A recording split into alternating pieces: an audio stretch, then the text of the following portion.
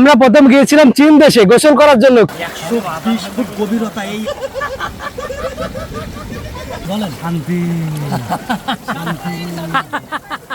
Long time I never use shampoo on my hair.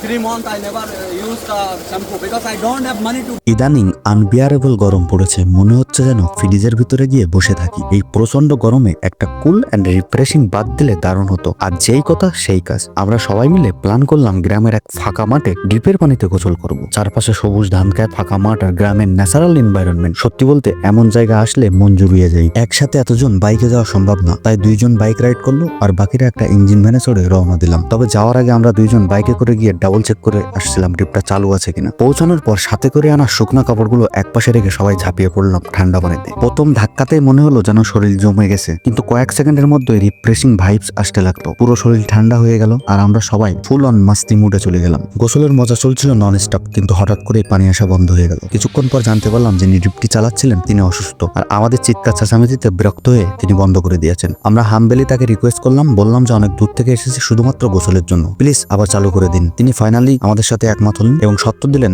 No shouting no noise. আমরা চুপচাপ থাকার বেশ effort করলাম, কিন্তু আনন্দের মধ্যে কে আর এত নিয়ম মানে। সত্যি বলতে গ্রামের এই ন্যাচারাল সুইমিং এক্সপিরিয়েন্স ছিল দারুণ। ডিপের ঠান্ডা পানির স্পর্শ জন্য পুরো শরীরকে এক নিমেষে স্ট্রেস ফ্রি করে দিল। মনে হলো ব্যস্ত শহরের জীবন থেকে কিছুক্ষণের জন্য মুক্তি পেলাম। আর হ্যাঁ, আমাদের সাথে একটা ফানি ক্যারেক্টার ছিল, যে কিনা মেলায় হারিয়ে যাওয়া নর্থ কোরিয়ার প্রেসিডেন্ট কিম জং উনের যমজ ভাই। যদি ওকে একটা কোট আর টাই পরানো যায় তাহলে পুরো নর্থ কোরিয়ান লিডারের টুইন্স ব্রাদার মনে হবে। এই জায়গায় এসে মনে পড়ে গেল শৈশবের সেই গোল্ডেন মেমোরিজ, যখন প্রায়ই এমন ডিপের পানিতে গোসল করতাম। কিন্তু এখন লাইফ গেটস বিজি, সময় বের করা কঠিন হয়ে যায়। তবে এবার ঈদের ছুটিতে সবাই একসাথে ছিলাম, তাই এই সুযোগটা গ্র্যাব করে নিলাম। তোমরাও চেষ্টা করো গ্রামের প্রকৃতির মাঝে সময় কাটানোর জন্য, দেখবে মাইন্ড ফ্রেশ হয়ে যাবে আর নিজেকে অনেক লাইট অ্যান্ড হ্যাপি লাগবে। যদি তোমাদের এলাকাতেও এমন ডিপ থেকে থাকে তাহলে এই সামারে একদিন সময় বের করে রিফ্রেশিং বাথ নিতেই পারো। গোসল শেষে সবাই কাপড় পরিবর্তন করলাম, তারপর একটা ইজি বাইকে ধরে সবাই বাসার উদ্দেশ্যে রওনা দিলাম। আজকের দিনটা সত্যিই ছিল full of fun and happiness. আজকের মতো এখানেই শেষ। সবাই ভালো থেকো, সুস্থ থেকো, আল্লাহ হাফেজ।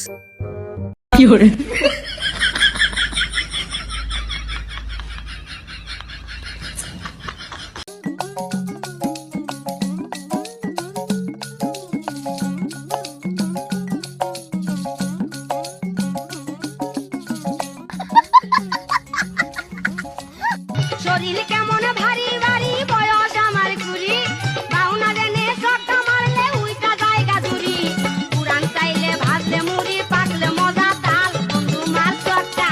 हे प्रभु हे हरि राम कृष्ण जगन्नाथ प्रेमानंद, ये क्या हुआ?